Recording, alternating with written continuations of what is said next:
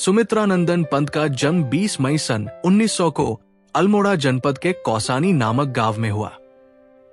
इनके जन्म के कुछ ही घंटों बाद इनकी माता सरस्वती देवी का निधन हो गया। इनका लालन पालन इनकी दादी ने किया। बचपन में इनका नाम गोसाई दत्त रखा गया था। वे गंगादत्त पंत की 8वीं संतान थे। गांव की पाठशाला में प्रारंभिक शिक्षा प्राप्त करने के पश्चात इन्होंने सन 1911 में अल्मोड़ा के राजकीय हाई स्कूल में प्रवेश लिया और वहां से 9वीं कक्षा तक पढ़ाई की। यही उन्होंने अपना नाम गोसाई दत्त से बदलकर सुमित्रा नंदन पंत रख लिया। सन 1918 में वे अपने मंझले भाई के साथ काशी गए और क्वींस कॉलेज में पढ़ने लगे।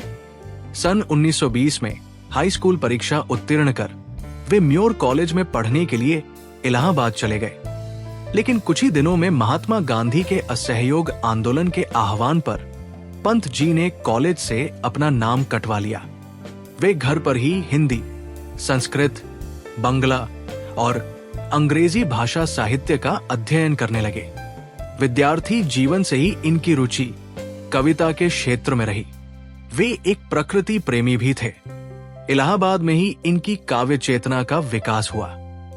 कुछ वर्षों के बाद पंत जी को घोर आर्थिक संकट का सामना करना पड़ा। कर्ज से जूझते हुए इनके पिता का निधन हो गया। कर्ज चुकाने के लिए पंत जी को जमीन और घर भी बेचना पड़ा। सन 1931 में वे प्रतापगढ़ चले गए और 9 साल तक उन्होंने प्रकृति के करीब एकांत जीवन व्यतीत किया। इस बीच वे कार्ल मार्क्स और महात्मा गांधी की विचारधारा की ओर उन्मुख हुए, जिन्हें पंत जी ने अपनी कविताओं में कई छंद भी समर्पित किए हैं। सन 1938 में पंत जी ने प्रगतिशील मासिक पत्रिका रूपाब का संपादन किया। सन 1941 में वे अल्मोड़ा लौट आए, जहां उन्होंने उदय शंकर सांस्कृतिक केंद्र में नाटक कक्षाओं में भाग लिया। उन्होंने श्री अरविंद की द लाइफ डिवाइन भी पढ़ी, जिसने उन्हें बहुत प्रभावित किया। श्री अरविंद आश्रम की यात्रा से इनकी आध्यात्मिक चेतना का विकास हुआ।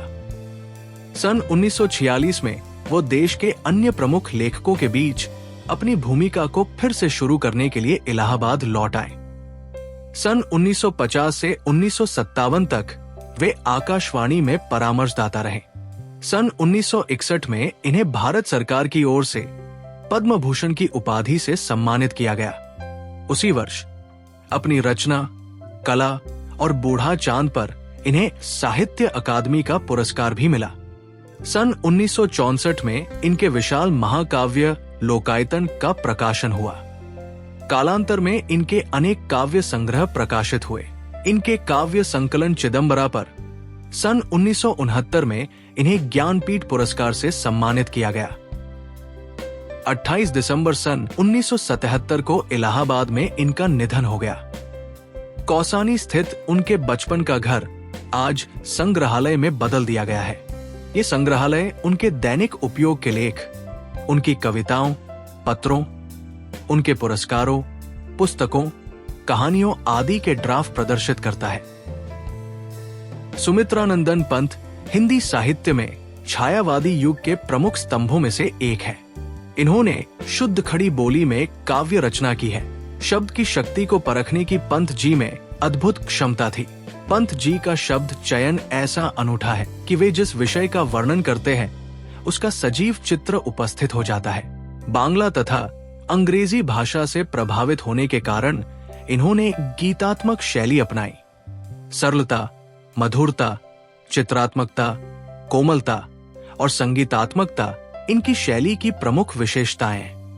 पंत जी सौंदर्य के उपासक थे। प्रकृति, नारी और कलात्मक सौंदर्य इनकी सौंदर्य अनुभूति के 3 मुख्य केंद्र रहे हैं। इनके काव्य जीवन का आरंभ प्रकृति चित्रण से हुआ। इनके प्रकृति एवं मानवीय भावों के चित्र में कल्पना एवं भावों की सुकुमार कोमलता के दर्शन होते हैं। इसी कारण इन्हें प्रकृति का सुकुमार एवं कोमल भावनाओं से युक्त कवि कहा जाता है। पंत जी का संपूर्ण काव्य साहित्य चेतना का प्रतीक है, जिसमें धर्म दर्शन, नैतिकता, सामाजिकता, भौतिकता, आध्यात्मिकता सभी का समावेश है। पंत जी की कविताएं पाठकों के हृदय को छू लेती है और उन्हें नए दृष्टिकोण से जीवन को देखने की प्रेरणा देती है। साहित्य में पंत जी के योगदान को कभी भुलाया नहीं जा सकता। वे हिंदी कविता के शिखर पर सदैव विराजमान रहेंगे। हिंदी भाषा के इस महान कवि को सादर नमन।